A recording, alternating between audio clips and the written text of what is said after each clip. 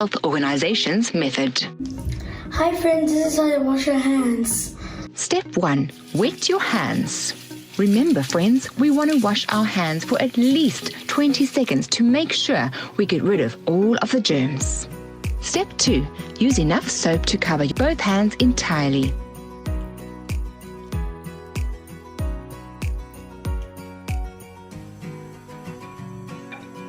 Step 3. Rub your hands palm to palm.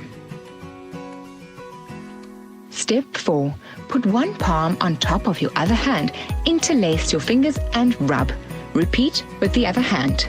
Step 5. Put your palms together and interlace your fingers and rub.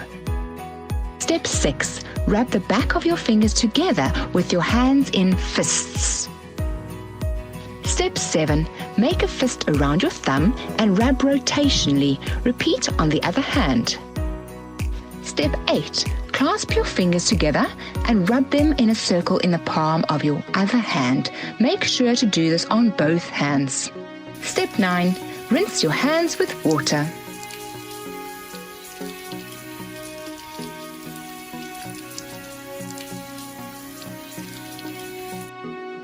Your hands are now clean and safe.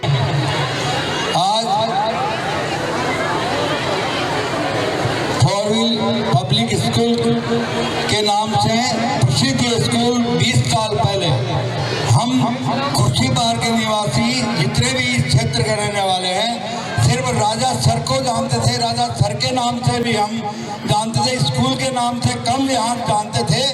Raja sir और उनकी Mrs ने यहाँ KG1 से school start करके आज इस क्षेत्र तक 20 साल के पीरियड में यहाँ तक पहुँचा दिया। ये हम कल्पना नहीं कर सकते थे। जो ये खुर्शीपार के आसपास के नागरिक सेक्टर 11, 1, 2, 3 जो बच्चे आ रहे हैं, आज स्कूल में हजार से ऊपर बच्चे अध्ययन कर रहे हैं। मैडम, शिक्षक और शिक्षिकाएं, बच्चे अनुशासन में हम देखते हैं, हम स्कूल में जाते हैं तो हमें आभास होता है कई स्कूल में आए हैं। इस स्कूल में अनुशासन के नाम से बिल्कुल स्ट्रिक्ट है। आप पेरेंट्स आए हैं जिनके बच्चे स्कूल में अध्ययन कर रहे हैं, उनके पेरेंट्स आए हैं और देख रहे होंगे KG1 के बच्चे।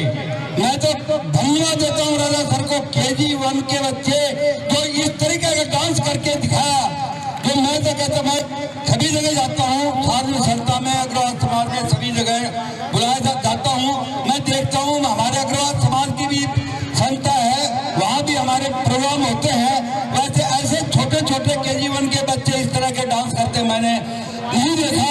मैं इनको, पूरी टीम को, पूरे शिक्षकों को धन्यवाद देता हूँ और पेरेंट्स को भी धन्यवाद देता हूँ जो इस स्कूल में बच्चों का अध्ययन करा रहे हैं। मैं चाहूँगा सभी बच्चे, स्कूल के आसपास के स्कूल हैं, बहुत से स्कूल हैं, यहाँ पे खुर्शीपार में 6 स्कूलें चल रही हैं, परंतु ये स्कूल ऐसी अध्ययनशील है, ऐसा अनुशासित ही शिक्षा का प्रदान करते हैं। मैं तो स्टेज पे सुना कि बच्चे इंडिया के कोने कोने में जाके पारितोषिक इनाम लेके आए हैं, किसी गेम में की भाग लेके।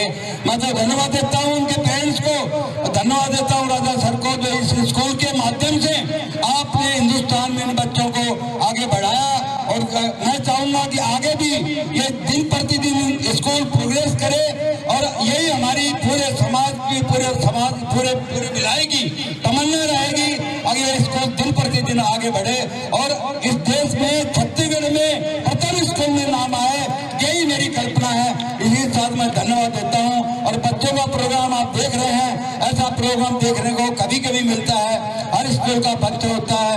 आज पेरेंट्स और स्टूडेंट्स कितने हजारों की तादाद में यहाँ बैठे हैं, ऐसा सालगिरह होता है इनका। तो इतना मैं स्कूलों में इतने बच्चे और उनके पेरेंट्स नहीं देखने पाते, इसलिए मैं धन्यवाद देता हूँ राजा सर को और उनकी मिसेज को जो स्कूल को संचालित कर रही है। भगवान करे ये स्कूल दिन प्रतिदिन बढ़े और मेरा ये धन्यवाद। Thank you. And reassessment of liabilities.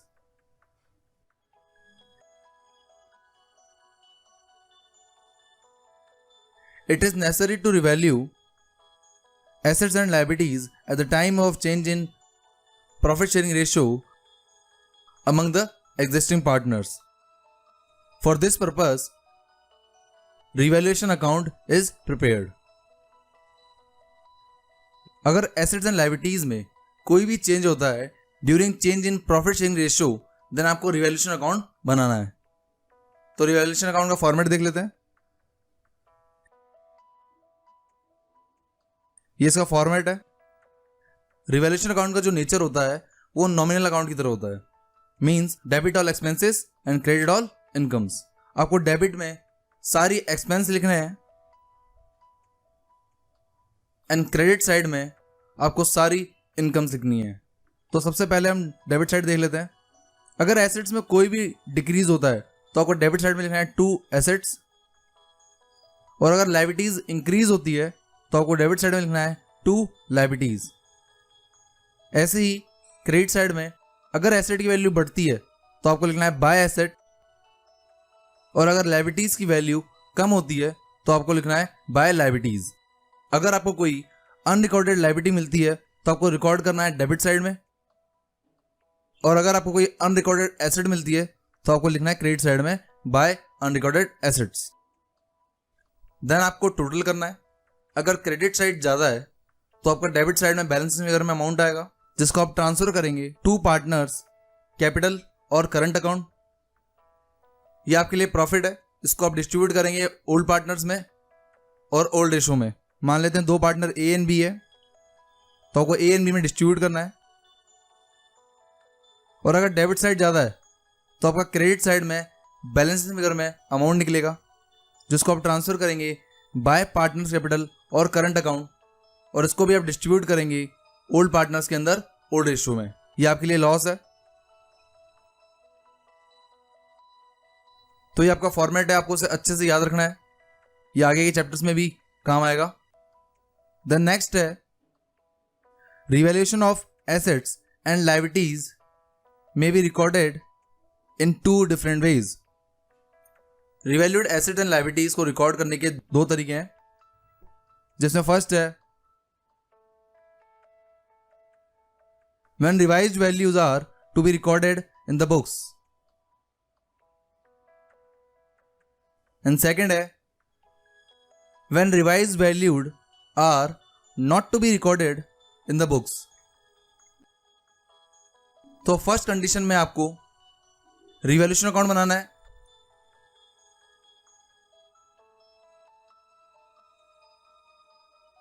And second condition में भी आपको रिवैल्यूएशन अकाउंट बनाना है बट इन वर्किंग नोट। मतलब रिवैल्यूएशन अकाउंट दोनों में बनेगा। अगर फर्स्ट केस है तो आपको ये सॉल्यूशन में देना है, और अगर सेकंड केस है तो आपको ये वर्किंग नोट में प्रिपेयर करना है। इस वीडियो में आज हम फर्स्ट केस देखेंगे। ये क्वेश्चन नंबर 8 है। क्वेश्चन है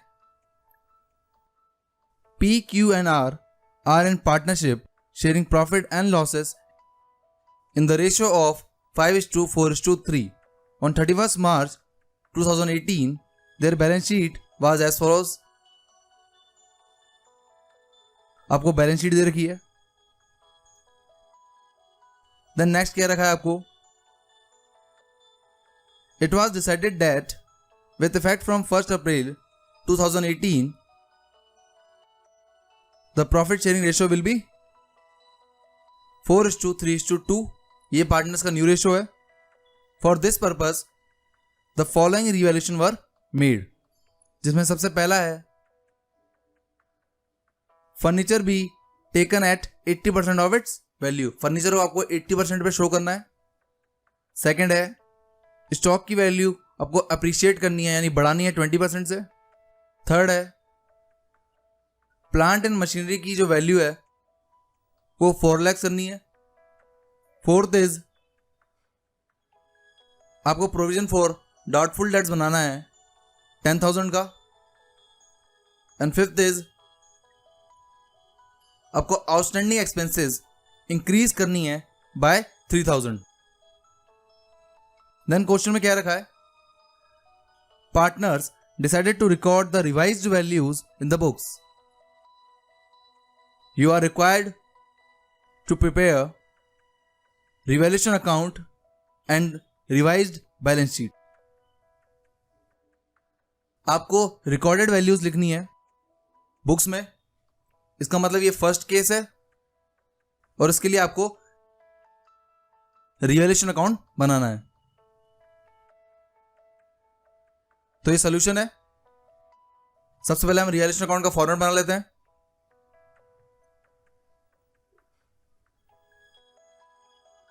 डेबिट साइड में आपको सारे एक्सपेंस लिखने हैं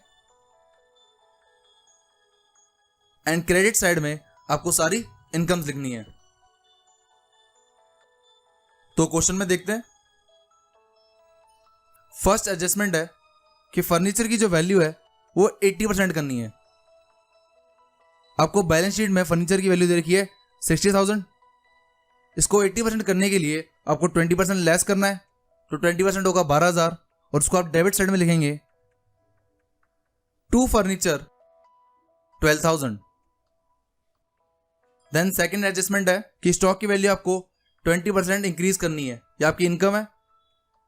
आपको स्टॉक दे रखा है 3 लाख का, तो उसका 20% होगा 60,000 और उसको आप क्रेडिट साइड में लिखेंगे बाय स्टॉक 60,000। देन थर्ड है कि आपको प्लांट एंड मशीनरी 4 लाख पर वैल्यूड करना है। बैलेंस शीट में आपको दे रखा है प्लांट एंड मशीनरी की वैल्यू 4,20,000, मतलब 20,000 डिक्रीज हो गई। तो आपको डेबिट साइड में लिखना है to plant and machinery 20,000। Then fourth है कि आपको प्रोविजन फॉर डाउटफुल डेट्स बनाना है 10,000। तो आप डेबिट साइड में लिखेंगे to provision for doubtful debts 10,000। Then fifth adjustment है कि आपको आउटस्टैंडिंग एक्सपेंसेस इंक्रीज करनी है 3,000 से। आपकी लायबिलिटी इंक्रीज हो रही है, ये आपके लिए एक्सपेंस है, तो उसको आप डेबिट साइड में लिखेंगे टू आउटस्टैंडिंग एक्सपेंसेस 3,000। क्वेश्चन में कोई और इंफॉर्मेशन गिवन है नहीं। आपको क्रेडिट साइड का टोटल करना है एंड क्रेडिट में से डेबिट को लेस करने पर जो अमाउंट बैलेंसिंग फिगर में आएगा वो है 15,000 और इसको आपको ट्रांसफर करना है to partners capital account. 3 partner है पी, क्यू एंड आर। इसको ओल्ड रेशो में डिस्ट्रीब्यूट करना है। क्वेश्चन में आपको ओल्ड रेशो दे रखा है 5:4:3, जिससे पी का शेयर आएगा 6,250, क्यू का आएगा 5,000 एंड आर का आएगा 3,750। यहां का रिवैल्यूएशन अकाउंट कंप्लीट होता है। देन आपको रिवाइज्ड बैलेंस शीट बनानी है। तो अब हम बैलेंस शीट बनाएंगे। बैलेंस शीट एज एट 1 अप्रैल 2018, ये इसका फॉर्मेट है। सबसे पहले हम लायबिलिटी साइड देखेंगे। तो ओल्ड बैलेंस शीट पे चलते हैं। क्वेश्चन में आपको दे रखा है कि सन्ड्री क्रेडिटर्स जो हैं वो 50,000 के हैं, तो इनमें कोई भी चेंज नहीं हुआ है, इसलिए लायबिलिटी साइड में ये सेम आ जाएंगे। Sundry creditors 50,000। Then next question में आपको आउटस्टैंडिंग एक्सपेंस दे रखी थी 5,000 और रिवैल्यूएशन में हमने 3,000 से इंक्रीज किए, तो न्यू बैलेंस शीट में लिखेंगे हम outstanding expenses 5,000 plus 3,000 that is 8,000। Then आपको जनरल रिजर्व दे रखा है 75,000 का। तो उसके लिए एक नोट है कि in the absence of clear information आपको जनरल रिजर्व जो है वो ओल्ड पार्टनर्स के अंदर डिस्ट्रीब्यूट करना है। इट मीन्स आपको ये ऐड करना है पार्टनर्स के कैपिटल अकाउंट में और वो भी ओल्ड रेशो के अंदर। देन क्वेश्चन में नेक्स्ट आपको कैपिटल दे रखी है पार्टनर्स की 9 लाख की, तो इसको मैं एक वर्किंग नोट से समझेंगे। ये वर्किंग नोट है calculation of partners capital account. 3 partner हैं पी, क्यू एंड आर। सबसे पहले हम बैलेंसेस लिखेंगे ओल्ड बैलेंस शीट के। तो पी, क्यू, आर की कैपिटल है 4 लाख, 3 लाख एंड 2 लाख। तो आप लिखेंगे कैपिटल ऑफ 31 मार्च 2018 पी की है 4 लाख, क्यू की है 3 लाख एंड आर की है 2 लाख।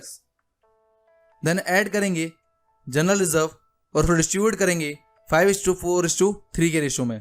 जनरल रिजर्व आपका 75,000 था, तो पी का अमाउंट आएगा 31,250, Q का आएगा 25,000 एंड R का आएगा 18,750। देन आपको ऐड करना है रिवैल्यूएशन अकाउंट जो हम पहले ही डिस्ट्रीब्यूट कर चुके हैं। तो P में आएगा 6,250, Q में आएगा 5,000 एंड R में आएगा 3,750। देन आपको तीनों का टोटल करना है, जैसे आपकी कैपिटल आ जाएगी 1 अप्रैल 2018 की। तो P का टोटल है 4,37,500, Q का है 3,30,000 एंड R का है 2,22,500। ये आपकी कैपिटल है 1 अप्रैल की। तो आपको बैलेंस शीट में लिखना है कैपिटल अकाउंट्स, P का आएगा 4,37,500, Q का आएगा 3,30,000 एंड R का आएगा 2,22,500। देन इसका टोटल करके आपको आउटसाइड कॉलम में लिखना है 9,90,000। देन हम एसेट साइड देखते हैं। क्वेश्चन में आपको कैश एट बैंक दे रखा है 40,000, तो आप सेम लिखेंगे cash at bank 40,000। Then next आपको सन्ड्री डेटर्स दे रखे हैं 2,10,000 के एंड हमने इसके लिए प्रोविजन बनाया है 10,000 का। तो आप बैलेंस शीट में लिखेंगे सन्ड्री डेटर्स 2,10,000 एंड इसमें से लेस करेंगे प्रोविजन 10,000 का, जैसे डेटर्स आ जाएंगे 2 लाख के। देन नेक्स्ट देखते हैं, आपको स्टॉक दे रखा है 3 लाख का और स्टॉक की वैल्यू 60,000 से इंक्रीज हो गई है। तो न्यू बैलेंस शीट में जो स्टॉक आएगा वो आएगा 3,60,000। देन क्वेश्चन में फर्नीचर दे रखा है 60,000 का, फर्नीचर की वैल्यू 12,000 से कम हो गई है। तो न्यू बैलेंस शीट में लिखेंगे furniture 48,000। Then next plant and machinery की वैल्यू है 4,20,000, 20,000 कम हो गई है। तो न्यू बैलेंस शीट में लिखेंगे plant and machinery 4 lakh. Then आपको दोनों साइड का टोटल करना है। तो लायबिलिटी का टोटल आएगा 10,48,000 एंड एसेट का टोटल आएगा 10,48,000। ये दोनों सेम है। यहाँ आपका क्वेश्चन कंप्लीट होता है।